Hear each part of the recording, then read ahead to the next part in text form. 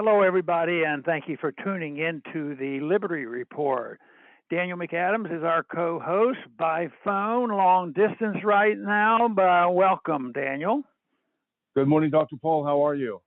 I'm doing well, and sometimes we don't have our studio, and someday we're going to get a big new studio, but we'll probably need one more person helping us. But anyway, exactly. I think we reach a lot of people, and we're all pleased to do it. And, you know, we have to be a little bit nervous about this whole thing, Daniel, because I found out that we get as many people to listen to us and watch us. So I don't know what that means. That's scary. People will listen, so that's good, and that's why we will improvise. But today, the subject that we'd like to visit on is an important subject, but you'd never know it when you listen to the news. My first reaction, are these guys serious? You know, what's going on here? We want to talk about impeachment. I would consider that something very, very serious. I think it was used one time, and then it went 100 years and almost before they did it again, and now it's sort of a habit. And the way I see what's happening now, if you can get impeached twice and not even be in office, it's just going to be a casual political tool. And as long as you have a compliant media, they're going to make a big deal of it. But as far as it being a useful tool and sorting out the truth, you know, trials and things are supposed to be to find the truth of things. And if somebody's done something really, really bad, we don't need them in office, and that helps the people understand, you know what's going on. But that really doesn't seem to be the case. You know, one thing that has annoyed me these last several months has been people like Pelosi and a few others are saying and declaring they're stealing our thunder. They say, we have a constitutional responsibility. We have to do this. We don't have a choice. That is what it says, and we have to take them. We have to have a trial. We have to save the people from the bad guys. You know, for some reason, I get annoyed by that, but I'm suspicious that there's a lot more people in this country that would agree with that statement. They're sick and tired of it too.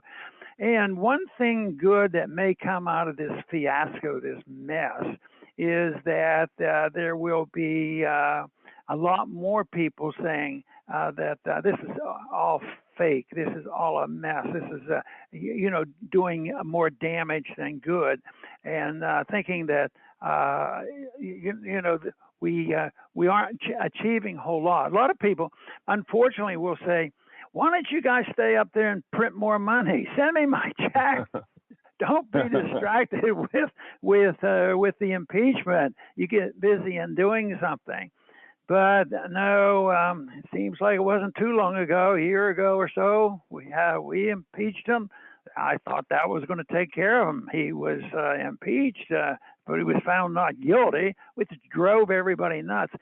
But the whole thing, Daniel, the way I see this is I don't think there's one chance in 1,000 that he's going to be convicted. I suspect, and the conviction right now is mysterious. Is it really legal? Can they do it? Can they think up a penalty? Can they kick him out of an office that he doesn't hold?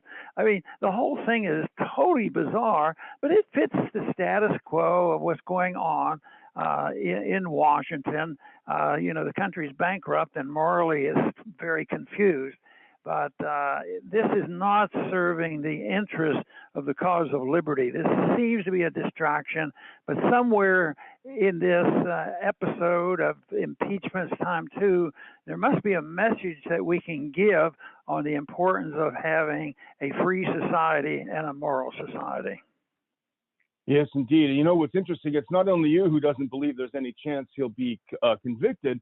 Also, President Biden himself, he was on CNN, I think, yesterday, and he said he doesn't believe that 17 Republican senators will cross over to convict Trump, which does make you wonder, hence our title, when will a backfire occur? When will this backfire on Democrats? When will the American people realize this really isn't a trial over a high crime or misdemeanor, but rather it's a show trial of a president that's not out of office? I mean, that it's out of office. And the Constitution is very clear. It talks about impeaching and removing from office a president. Well, the president right now is Joe Biden. And that's the reason, Dr. Paul, that the Chief Justice, as required by the Constitution, the Chief Justice has said, I'm not going to preside over this because it's not an impeachment. There is no president to impeach. And the Democrats say, okay, well, we'll just get a Democratic senator to do it for us anyway. And that was really the problem, and makes it look like a show trial. The real reason, and the Constitution is clear about this without getting too far into the woods, Dr. Paul, is that if there is a vote to remove from office, a successful vote, then the Senate may decide also to bar that individual from further office or any other honor. And I think the Democrats are really obsessed about that second part, despite the fact that the first and primary focus of impeachment is to remove someone from office. Donald Trump is a private citizen. He's not in office. And hence, I think there is this danger of getting bogged down in a backlash coming. Daniel, I think that point that brings up, key in on that, it tells you a lot about this whole process. Because I see people, the aggressors that want to do this and promoting it, and they're fearful of him running for office, or certainly running. So the split in the Republican Party is very clear. They can't stand the idea that the old hands aren't totally in charge. So you have this anti-Trumpism, and you have the deep state position, and they're terrified of actually talking about the issues. Now, Trump, I think most people understand that he uses a bit of a clumsiness in presenting his case. I think he does it on purpose, but he gets the issues on. He has a lot of people supporting him, and it's a very populist message. And populism, to me, isn't necessarily bad, except there's several types of populism. Because I always think that if you had libertarianism, it would appeal to the common man and the middle class and the poor, and it would root out the crony capitalists and all. But anyway, this is something that they've been doing, and it's a crony capitalism that will have to end. But this whole thing about how they're doing this is too much. You call it a show trial. I do too. Sometimes I call it a kangaroo court. But the one thing is, I think they're very insecure, and they don't want to hear it. They don't want to live up with the debates. And now I find it fascinating and just of psychological interest, because a year ago when they had the trial, they say the Democrats were riding high. So, boy, we're going to have a lot of people who, witnesses. And we'll keep out the ones that we might not like. And it was a big political thing. But every Democrat voted for witnesses. They thought they had it going. Now it seems almost none of them want to have a witness. So we're having a trial on a president that's not president to kick him out of office, and then extend it to saying, well, we hate this guy so much, we're not even going to let him run for dog catcher ever, So this just goes on and on. It's to me, when I first read some of this stuff, I wonder how many people might have read this story and didn't pay much attention. And they say, well, how'd this onion get involved in this discussion? Yeah. This is almost something you'd get out of an onion. It seems to be so bizarre. But like you point out, Biden doesn't even think he can possibly be convicted of this. Why do this? Why, the best spot of news I read today, which would be helpful to our side, is that they don't expect a vote until the end of February. And maybe by the end of February, they will say, well, maybe it'll be the end of March. And the reason I say this is good because this is not a productive exercise. But it would be very productive if you break down the smooth operating procedures of government, all governments, but especially this government, because how many executive orders can a guy write, in the next couple of months? but it would also, give people a chance to study what's going on. And unfortunately, my little thesis there of just prolonging the agony, it wouldn't help us too much on foreign policy. Because Daniel, I know you're very much aware of what was the first thing that this administration did: send troops into Syria, and maybe that's impeachable. Just think of just think of the first 10 years of this century. How many illegal wars and unfortunate deaths of Americans and foreigners? If you want to talk about impeachment, that's where it should be. But no, they're going to spend all this time on a new idea: impeach anybody, anytime you want. And I poked fun at this at one time. I said, I wonder if they'll ever impeach candidates for president. I said some pretty strong things about 10 years ago, about big government, and they should cut back, and they're doing all this harm. They're going to destroy the money. So do you think they'd ever want to impeach somebody who was never in office? Who knows? Impeach everyone. Yeah, right. Well, I like what you said about Syria, because, the claim against Trump is that he has incited violence with his words. Well, putting U.S. troops into Syria without a declaration of war is not inciting violence. It's actual violence, occupying a country illegally. But, I do think that Biden might be concerned that this thing might go off the rails, because he's trying to put forth this idea that, hey, it's time to have unity. It's time to have unity.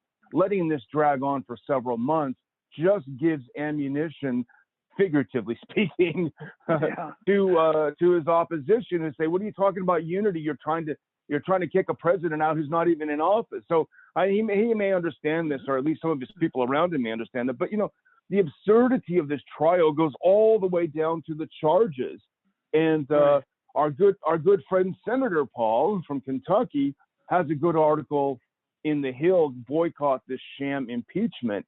And he makes a good point that any politician that tells a crowd to fight to take back your country, which is what they're saying Trump is using as incitement, anyone who says that being guilty of incitement is, as the senator says, is absurd. And he goes on to make some very good points. And he talks about the attack on Representative Scalise during the baseball game. And it was a deranged Bernie Sanders supporter who did this, who hated Republicans and loved Sanders.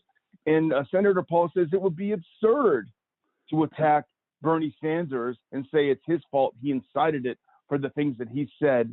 He says that the idea that a politician is responsible for the actions of his most craziest supporters is so ridiculous. So he makes a good point that this whole idea, the whole basis, the whole foundation of the trial is so patently absurd that I think really only the most heavily Kool-Aid drinking supporters of Pelosi and Schumer and the mainstream media think this is actually a good idea. Well, can you imagine the chaos going on, the controversy, the moral controversy, the constitutional controversy, the political controversy that's going on with this mess? And there's one individual that's in Congress that is very controversial. There's been charges made, and they're serious charges, like dealing with real spies in China. Yeah. Of course, I'm reluctant to make a judgment on all this Chinese stuff, but for the population of this country, China's the bad people, and everything they do is wrong. But there's one congressman that sort of does well, and he's been accused of going out and playing games with a spy. Yeah. You'd think they might be in. You know what they did with him? They put him on the managers committee. He's part of this prosecution, and in your face. And that was in your face. Those exact words I was thinking. That was Pelosi. Pelosi wasn't going to put up with it. You guys don't like him. Well, I'll fix you. We're going to put him in charge. So that more or less tells you how unserious this whole thing is. But it is an insult. I mean, for people who would like to have the role of government and minimize government and get it back down to the size it's supposed to be and do these things and look at it seriously, This is, you mean, they've been mocking the Constitution, both parties, for so long. The deep state runs things. Elections don't really, even these very messy elections, it just confuses more people. But that doesn't solve it, and they just keep doing the same thing over and over again. And this thing fits that category. Hopefully it will wake people up and say, what are these clowns doing? How do they think they're going to solve the problems if this is what they do? And yet all it does is you'd think it would maybe wake up some people, but what it does is just causes the hatred and the confrontation to grow, so conditions get worse.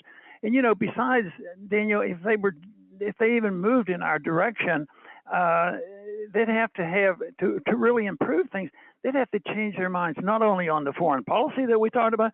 They would have to change their mind on monetary policy, and maybe that system is messed up. Maybe deficits are bad. Maybe deficits, for unconstitutional spending, that can be a very violent activity. And then when you spend money in an effort to lock down and make sure the police don't get into certain areas, it could go on, but they have picked this issue, the most important issue of the day. We're going to teach this country that you can impeach forever and make the world safe for democracy. Well, you talked earlier kind of half jokingly about yourself being disqualified from office by preemptive impeachment. But great minds think alike. Jonathan Turley has a great piece out a few days ago, I think on the 22nd. And he really made it, as he does, and we can't get in too far into the trees, but he does a great analysis on the constitutionality of trying to impeach someone who's not in office. But he warns in his conclusion about Congress, hey, if this is the precedent, Congress could come into power and set about disqualifying opponents from public office despite being private citizens. He said a Republican Congress could retroactively impeach Barack Obama or even Bill Clinton. So this is the real problem with this, and as sort of a funny aside, the idea that you can impeach former presidents, our good friend Thomas Massey has a hilarious tweet today, and he said, if impeaching former presidents escalates any further, I call dibs on FDR. All the way back. And before you know it, with the circumstances today, they have to at least have some symbolic impeachment of Jefferson, to do it in. There's a bit of politicking going on right now because, Trump's public position, as I understand it, is that he's not interested in a third party. He says he doesn't support that. There's others that think, that would like to see him do it. And Trump, I don't know whether he's closed off on that or not, because it's probably too early to tell. But some believe he does this as a threat, because there's a vote coming up and there's 6 or 8 senators that are going to rebel against Trump and show that they're powerful and vote and try to destroy everything that he expects to do in the rest of his life. So this whole thing hangs out there, and if he's still around, of course he can help, and he will, regardless of what he's doing. I think there's certain segments of this country in certain states where Trump can be a powerful political force still, even though they said he went from having 60% support for all the people, and now he's down to 3%. Well, I don't quite believe that. I think it's more than 3%. And the third party, there's talk about that, but that's not likely to happen. But they suggested that they call it, and this was not Trump that said this. They call it the Patriot Party. And I got to thinking that patriotism was once said to be the last refuge of a scoundrel. That's true, and it's maybe he is holding that out as a sort of a veiled threat to the Republicans, the McConnell wing of the party, and if so, it might be worth wielding. But I don't know if you're ready to move toward closing, Dr. Paul. Yes. But But I would just, my closing, the whole thing reminds me, Dr. Paul, of the British Empire after World War II. It still had the idea that it could throw its weight around the world. It still had the idea that it was a world leader. It did not understand the massive shift in global power. And that does remind me of Washington now. Biden says America's back. We're going to exercise global U.S. leadership. We're putting troops in Syria. We're fomenting another color revolt in Russia. We're going around the world. But meantime, the headquarters of the empire, Washington, D.C., is really devolving into a kind of theater of the absurd, of chaos. And the rest of the world really must look at this second trial, at the storming of the Capitol, at the massive military presence, as a peaceful transition of power at the barrel of a gun. Right. They must look at this and just laugh and say, you think you're leading the world? You can't even lead your country. You're devolving. You're turning into a laughing stock. And so I just wonder the parallels are there, and what does it portend for the future, Dr. Paul? Right. You know, one of the things that bothers me the most about what's happening, because there's a mixture of the financial crisis brought on by the Fed, but also the crisis brought on by the lockdown and what they do with coronavirus. And that's all mixed up. You can't get separate. Sometimes they do silly things like they're here to divert your attention from sending troops into Syria or something like that. But the symbol that has bothered me the most in this past year have been little kids, and anywhere from the age of 2, like the girl on the airplane, or on up. They're totally innocent, and they have these masks on. Now, at the beginning, there was more consensus saying, well, we're doing the Lord's work, and we're going to save people from getting sick and do all these wonderful things. But I know you have noticed, Daniel, that recently the evidence becomes overwhelming that masks have not been a benefit for health in this country. So to me, when I see it, when I see the politicians doing it, and especially when the kids still are doing this, or somebody up on the mountaintop hiking, having a mask, and they're up there all by themselves, it becomes so silly. You talk about a fake trial. What about all this fake social activity, like these masks are saving the world? I think it's very, very annoying. And the symbol that I'm left with now is as that very important team of individuals coming to impeach a person who's not the president, as they marched into the Capitol and marched across boldly, going after into the Senate, and to try, the ex-president. So they do that, and I thought, isn't this ridiculous? I mean, just think of that picture of them marching across there like it was a badge of honor. And all it does is continue the misunderstanding.